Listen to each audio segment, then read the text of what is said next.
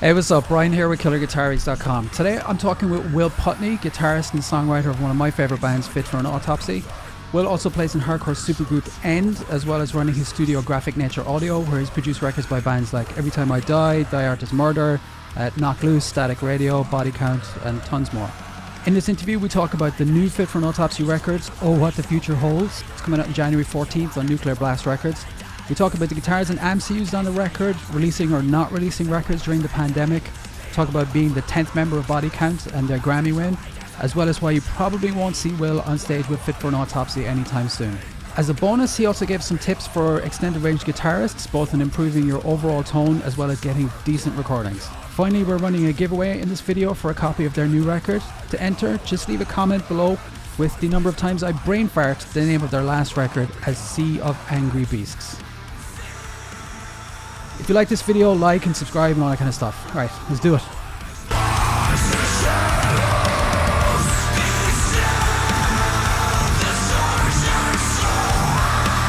The new record, Oh What the Future Holds, January 14th. Tell me about the record. Pretty cool record.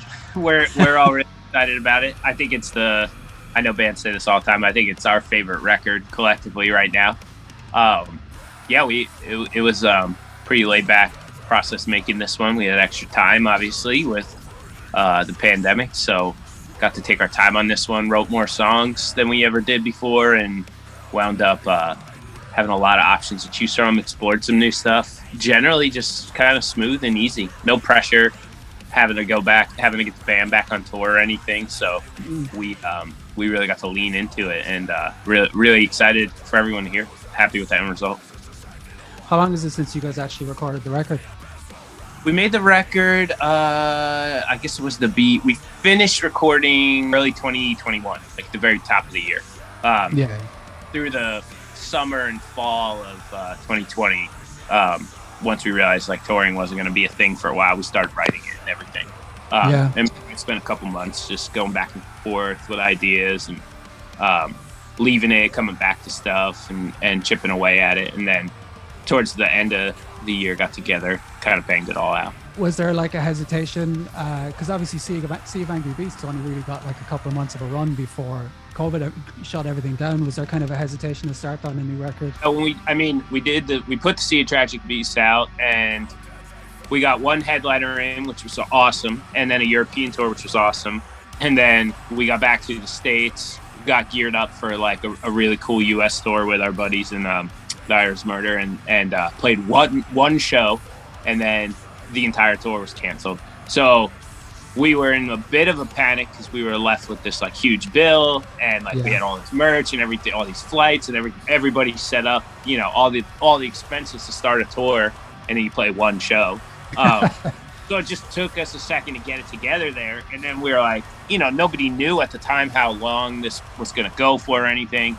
So we were just like, we canceled I think 6 or 7 tours. We just had so much stuff lined up for the record, but we're like, all right, we can still push this record.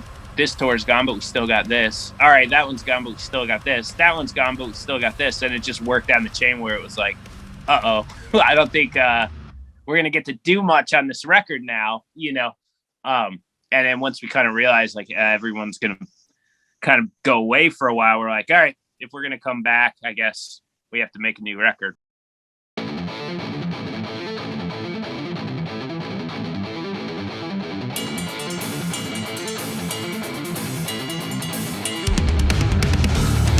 Which, at the time we were bummed because we all really liked the Sea of Tragic Beasts. I think it was generally pretty well received, and we were obviously really excited to play a lot of that stuff live. My guys, really liked playing those new songs and stuff. And then we quickly realized, like, all right, I guess we're just gonna have to make a new one, which worked out great because now we're all fired up to play this new thing. And when touring comes back, we've got brand new songs and a new set list, and we'll still give C's like the attention and love, live. But now we've just got more new stuff for everybody. So the next headlining set should be really cool.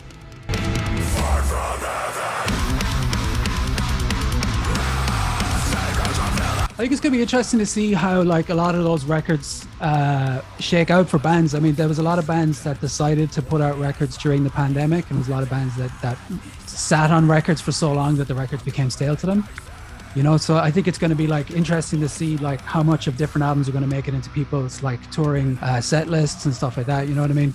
Like you did the End record as well. It came out in the middle of the pandemic, and I guess you guys didn't get to do really anything on that. Yeah, I mean, up until the past couple of weeks, like we hadn't played a single show on the album. You know, End had a Misery Shameless tour all set. We're going to put the record out on it, go on tour, and obviously all of that got scrapped. But we still wanted to put the record out. We had already been sitting on that record for a while because of our schedules and stuff. Like that record was done almost a year earlier, and we were like, this is when we could act. You know, there's a lot of scheduling conflicts and things with End. Dudes are in other bands and stuff, so it became this like, all right, this is when we could finally put some attention on this, get everybody out on the road. So we had set this date, and obviously the world changed, but we were still like, you know what, like let's just put it out. And I'm glad we did. I definitely think it gave kids something to listen to while they were at home and bored and stuff. So I think bands that did put out records during the pandemic, it was a nice service to their fans because it gave you something, kept things exciting and interesting. And you know, even Fit put a single out pretty shortly after that tour, just some song we were sitting on. Our fans really came through and helped us out buying a lot of that tour merch and kind of digging us out of a hole. So we were like, let's send a thank you out there. You know, we had that planned for a different release, but we were like, I think we should just give kids a song, you know. But I think it helped a lot of bands too, you know. Like it disappeared. There's no real good in disappearing. You know, everyone was at home being creative, so it's like if you had the ability to put records out, I don't think it hurt anybody. I think it kept music moving forward for the year, you know. I definitely think there was some bands that, because there was so few records came out, like when they put their record out, it really kind of bolstered them. Like I think of like Frozen Soul had a big release because there wasn't a lot of like OSDM records coming out around then, and the other band, like I don't know, pronounce it, Sanguizabog or whatever, like they were able to build a big buzz around that record, and it's a great record, but because there wasn't a lot of heavy records coming out, you know. Yeah, there was definitely less traffic, you know, which I think was cool, and obviously a lot of bands' bread and butter is like their touring income and things like that. So I understand the hesitation to hold records to make sure it has like the maximum impact.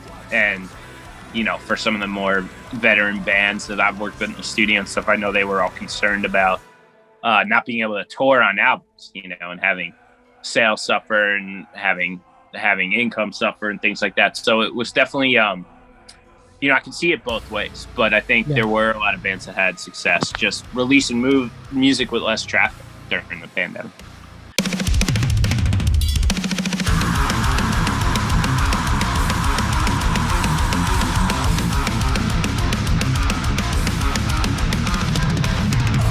The record, as far as like the writing process, I mean, you said that you had more time, but in what ways it was different to like C's or the previous records? Because I know before you would say that you would start writing for a record at a certain point, but would that happen when the rest of the guys were still on tour, or would it normally be, well, everything's finished, let's move on to the next one? Usually kind of depends. Like it's always been different, but I'll generally just chip away at music at home in my downtime in between records, things like that. With this one, it was it kind of worked out because I had a lot of international bands that were scheduled to kind of come over here, and obviously those records, you know, couldn't happen with the travel restrictions and stuff. So I wound up with these big blocks of kind of open space in my schedule where I was just mixing a lot of stuff. So I was able to make my own schedule. I didn't have a band here every day.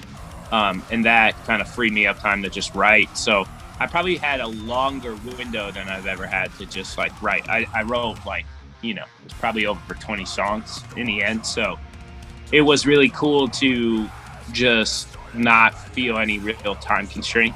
And it let me kind of experiment, try new things, figure out some songs that work, some ideas that don't work for Fit. You know, I got to take it in more directions. I didn't feel like I had to meet any particular mark at any certain time. So it was yeah, it was like pretty relaxing actually. Probably the easiest one to write. That's cool. So like the last, you like with Sea of Angry Beasts, and then like with the new record, it feels like you're kind of taking the songwriting more and more in more of an experimental direction. Was that intentional with this record, or is that just kind of where you felt like it was going? I never really go into them with like a super clear intention like that. I think it's more about just like I write what I like and we try new things, you know. I'm inspired by a lot of different styles of music from different genres and stuff, and I always like to see like, could I do something like that with our band? You know, like, would it be cool? How do I, you know, take this mood that I like and try to make our version of it? Yeah. I think it's just a lot of trial and error for me, just to see what's cool, what's going to work for us. Sometimes I don't get it right, you know, but sometimes I like to think I do, and we wind up with something new. I just think that's something we'll probably always do now because it's fun. It's like the part of writing music that I like. And over the years, as the band sort of evolved, and I've grown to realize that, like, I think the most important part about songwriting and about making music is to just do the things that are creatively fulfilling for you, and hopefully everybody else is kind of along for the ride. And we got into that headspace, I feel, is like where we really came into our own with songs, and when people actually started liking our music more, probably too. So it's given us like the confidence to keep going that way too. And I foresee us taking more risks and doing more different things in the future. A world driven by extinction, only as an extinction. As far as the lyrics for the record, I mean, if you're talking about making this record basically in the middle of 2020, when, like, you know, not only COVID was going on, but America was going to shit, was there like an overarching theme to the lyrics, or was it more of on a song by song basis? We definitely cover like different subject matters, social issues, personal struggle stuff. It's all sort of pointing into the same direction with a similar theme. You know, we're obviously not really a very positive band. I don't think there's you know, we've been writing and saying the same things for a while now, so it's not like the direction and intention of the message we're trying to deliver hasn't really changed that much. If anything, it's just gotten worse, or it's more important, or it's more relevant. So it's just a continuation down the path of, I feel like, what we normally discuss and the issues we usually talk about and things like that. There's a little more on this record. I made it a point to try to take a few turns, try a few different things. I was really into like trying to paint more abstract, sort of like poetic, like pictures around certain songs on this album, where it's not just like super literal and finger pointing and stuff. Obviously, all of it has some sort of message that's in line with what we always talk about, but I feel like I wanted the challenge of like trying to do these more almost like story kind of pictures for songs and stuff. So we wound up like exploring some new abstract themes, I guess I would say, like that, you know, where it's like a little left to center from what we normally do, or a little less literal, but it was really fun and rewarding. And so those are some of my favorite songs on the record. That's cool. Could you name any of the songs specifically for people to look out for? Yeah, there's a song, Two Towers, which is basically like a little story about if your past self and your future self could meet. Kind of it tells this like little tale of trying to find yourself in the future to kind of warn yourself, but in the end you kind of have to just accept the things that you can't change with your life.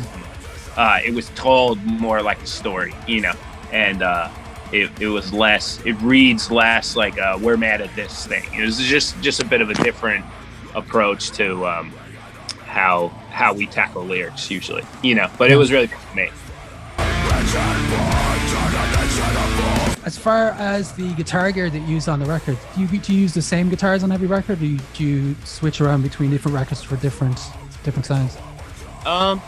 We mix it up. We've been fortunate to work with a lot of cool gear companies over the year and stuff, so I do have a nice little arsenal of stuff at my disposal here. But I've got an Ibanez 2127 that I've used on most of our records. That usually winds up becoming like a main tracking guitar for me. Jackson's been like really cool and sent a bunch of new instruments for us, so we've been having a lot of fun playing those. And then there's just like the random kooky weird ones that are here, but yeah, it's always like an evolving thing. I just grab what I think is gonna work for the particular part, you know. Okay, so you don't pick like, you don't go like this is my album tone and everything else is going to be a color off the album tone. You just take it like on a track by track basis. Yeah, I mean, there's like general themes that are definitely like tones that go through the record, but there's like I kind of build these things in like layers when I'm tracking instruments, where I'll have like a tone that'll work for certain things. I'll apply that everywhere, and then maybe I'll switch it up, try something else. Like throughout the course of the record, I think, you know, at any given point, you're hearing like a different picture, which could be a different guitar or a different amp or a different cab to suit like whatever the part's doing. Are you doing a lot of that using like reamping, or you do that ahead of time when you're tracking?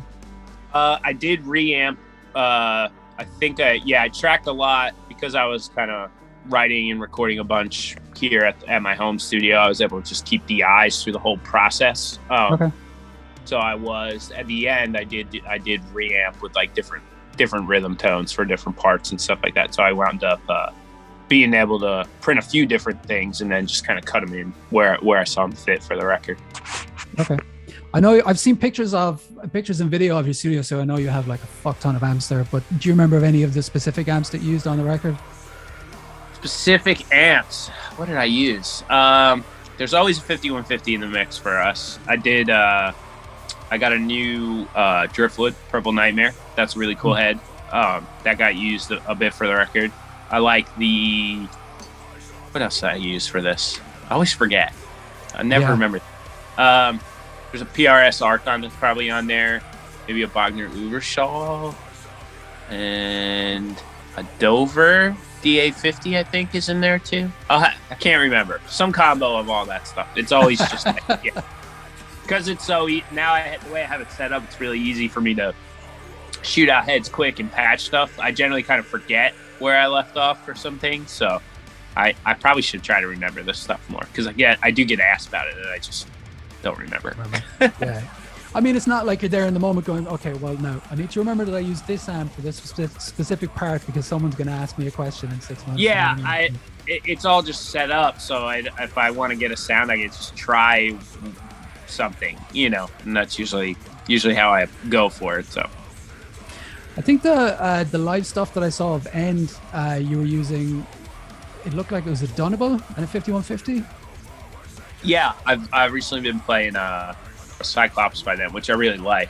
They're really light guitars, and they don't feel like light guitars. They're kind of beefy, and it's like this perfect sweet spot for me for a live guitar. Sasha's really awesome, builds really cool instruments. So yeah, I picked that up used, and I love it. Now it's like my main guitar for End, and gonna try to get a couple more made in the future too, so we have them for a tour.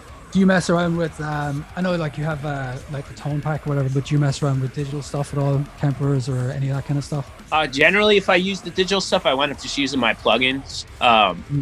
The stuff that I've done with STL is definitely my go-to for anything in the digital world. There's a good amount of that on this record too. I know a lot of the lead tones and some of the extra rhythm layers and stuff. When I was writing, I had just assigned these sounds in my little pre-production session, and then I wound up tracking with some of it, and then I wound up keeping some of it too, because it just sounded like the way I wanted it to sound in the end. But I really like my plugin stuff. I love all the STL stuff. I think it really does actually hold up to what you can do with reamps too. And if you don't have like the mega amp collection and accessibility to all of it, for me, it's like the next best thing. I've never really had a ton of luck with like any of the Kemper or Axe Effects stuff.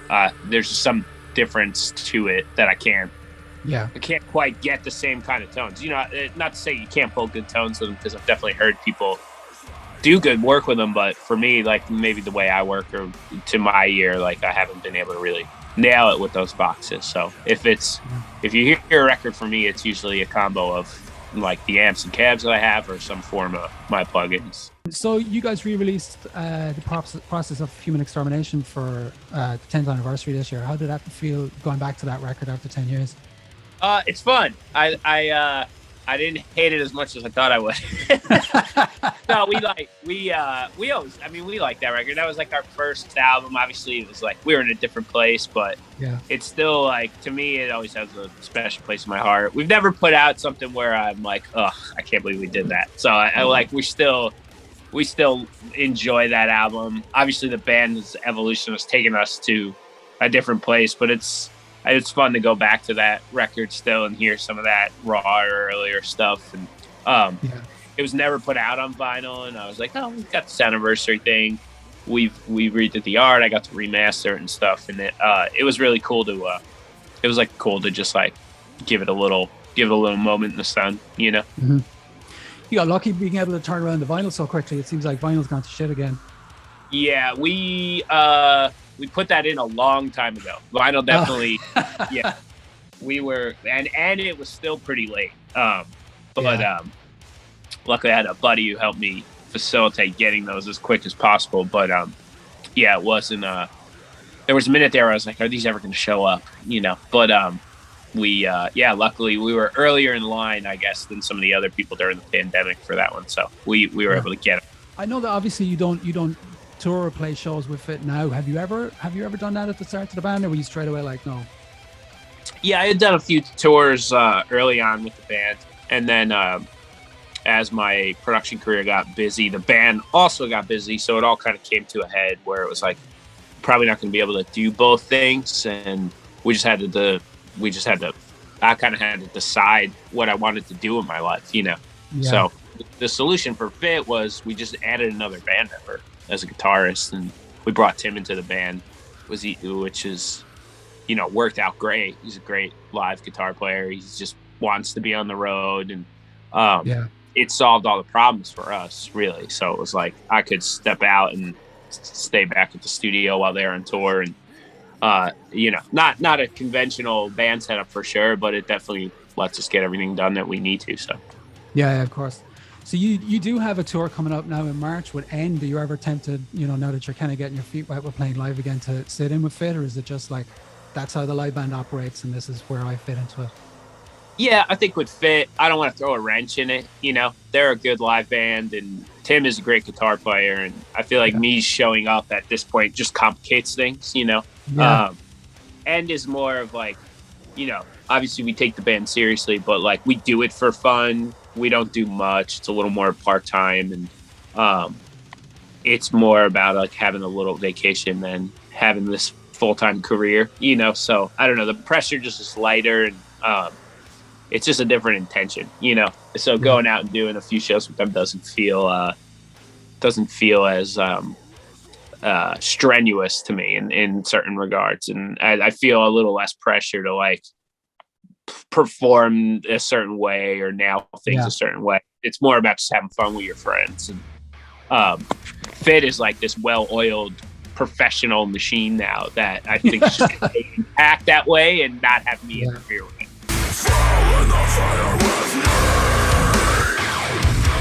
So you've worked with Body Count on their last 3 records, and then obviously last year they got the Grammy win for Best Metal Performance. That must have been fairly sort of bittersweet, considering they were, you know, up against Power Trip. Yeah, I mean, ideally, the song that we did with Power Trip could have been the one that got nominated, and then we all could have won. You know, it was obviously, you know, Riley worked with us on that record too, so like obviously we were all affected by his passing. It was very tragic, and I know even the Body Count dudes didn't feel great about winning over that record at the time. I certainly didn't either, and yeah, it's hard to like celebrate something like a career highlight in a time like that, you know. But yeah, we you know, I was doing my best to maybe just try to direct people to Dallas Hope charities and things at the time that were, you know, set up in Riley's name and memory. Yeah, it wasn't like, you know, kind of took the wind out of what would have been like a really cool day, but you know, it's what it is. It was cool to win a Grammy, you know. It was under different circumstances for sure. You have a lot of songwriting credits for Body Count. How does that work? Is that just kind of adding things in the studio, or like after sort of 3 records with them, do they involve you in the process earlier on, or how does that work? Yeah, we have like a pretty sort of like like a 6-man in the band now, or like a 10-man. I guess there's a lot of guys in Body Count, but we make a lot of the music together. You know, those guys come out here, and those records kind of get put together with all of us now at this point. So it's cool. They've kind of let me in and given me some creative freedoms too, to like help design some stuff and keep them modern and current. You know, obviously there's several dudes in that band that are still very, very dialed in, but like they're, you know, older and on to different things in their lives. So I thought I can expose them to some new music and new ideas too. So I think it's a cool relationship, the way we're able to write stuff together and work together. So before I let you go again, I was going to ask you a couple of general guitar questions, because people always want to know guitar stuff from, you know, producers that they like. Sure. Do you have any like general tips for down tuning? Like obviously everybody knows, or like using extended range guitars as far as getting the best tone on them. I know obviously everybody kind of knows they should dial back their gain on it to get a cleaner tone. Do you have any other things that, like mistakes that you see people making a lot, or any words of wisdom for people? Yeah, I don't know about dialing back your gain. I mean, if you want less gain, sure, but a really good guitar setup can like really make the difference in the studio. You know, I think a lot of the tuning and intonation issues that come into play with that kind of stuff, like being conscious of where inconsistencies in your playing is. Like a lot of good tone, like primarily comes from the player, in the hands of the player and stuff. And if you could play through the best amp and cab and pedal setup in the world, but if you don't pick a guitar a certain way, or don't have the right kind of timing or feel on a guitar, like you won't get a good tone, you know. And then vice versa, like a really good player can kind of make anything sound good. So be aware of what you're doing with your hands and how you're playing affects the tone that you're hearing, you know. And I think a lot of people don't notice until they're in the studio that there are little flaws and inconsistencies in their playing that affect the actual sound that they're generating. So like looking at how you palm mute the guitar, how you pick, what kind of picks you use, like how aggressive the attack is on your picking hand. Like there are all these like little micro factors that all add up to what actually makes a good tone, and kind of none of it has to do with gear half the time, you know. So it all starts with the playing, you know. And then like obviously there's a million studio tricks and stuff like that, but if you're in with the right producer and you're a good guitar player, you're gonna get a good guitar tone anyway. So I don't think I put less stock in what's happening after the fact. And for young aspiring players, I'd make sure your techniques and, you know, record yourself at home, see how things sound, see how you can improve on it. It's always a useful way to sort of improve. So when you get to the studio, you're already kind of prepared to address any kind of flaws. Do you go more for like a pointy-ended plectrum, or no? Because I've heard a couple of people recently saying that in recordings, like the really pointy picks can make the notes kind of too give them too much bite. Yeah, I mean I switch picks a lot in tracking. I usually have 2 or 3, sometimes different types of picks. Where if I'm playing chuggier, more of a full chord, I'll use a thicker pick, and then if it's something a little faster, or if there's like alternate picking involved, I'll use something a little pointier. But yeah, switching the picks can like really change the way the attack and string sound and the tone of the guitar sounds. Surprising, you know. So I've even guys who have always played one pick their whole life, you know, are so used to it. I'd be like, hey, use this one for this part, and it's like noticeably different, you know. Yeah, that's interesting. So then, as far as like recording tone, are there any like common things when you have bands send you like their initial like demos and stuff like that? Are there any common, what do I say, mistakes, but common things that you hear on people's recordings that would be reasonably easy to fix and get a better tone when they're recording for themselves at home? A lot of the issues I usually get with guitar tones come from what lives in the high mid area. I think some of that is a testament to some of the plug-in stuff too, not really having. You know, when you're turning the gain up, you want to hear things loud. Sort of this 3 to 5K area that guitars sit in, where there's like painful frequencies. over extended periods of time, your ears kind of get numb to that, and you wind up dialing tones that have like a little more of that, where it's like harsh and painful and need to be pulled out of a mix sometimes, you know. And I'll get a lot of tones like that have this like buildup of some of these painful frequencies, generally from people who are maybe burnt out or have been like listening to single guitar tone all day, or you know, it's probably the most common thing, you know. But every guitar tone has its merits and its flaws, so it's not really like a one-sided answer. But I guess that would be one of the more common ones that we're usually dealing with. That makes sense. So you said that that you recorded. Did you write or record 20 songs for the new record? A little of both. We cut a few. That's like a little later in the game. There's definitely some stuff that's just sitting in a demo session still that we never like finished, you know. But there's plenty of material still. Some of it's cool, so maybe it'll surface. So that's what I was going to ask you. People expect to see some more releases next year from Fit, or? I know there's more in the pipeline. We definitely have finished other songs, but can't really talk about for what. But yeah, I mean, we're constantly trying to put out stuff quick. I like that we can move through new material fast, so I wouldn't be surprised if we tried to release music sooner rather than later again. Cool. And then as far as you for recording, anything interesting coming up soon that you can tell people about? What can I talk about? That's a good question. I just finished a bunch of records towards the end of the year, so just wrapped up a Straight From The Path record and currently finishing that and some counterparts. We'll have some new music that I'm working on wrapping up a record for. I don't know what I can talk about. I don't know what's out in the world. I'm sorry. No, that's okay. I get it. Well, cool. Thanks very much for taking the time to talk to me. I appreciate it. Yeah, man, I appreciate the coverage as always, and thanks for checking out the band and being interested. Yeah.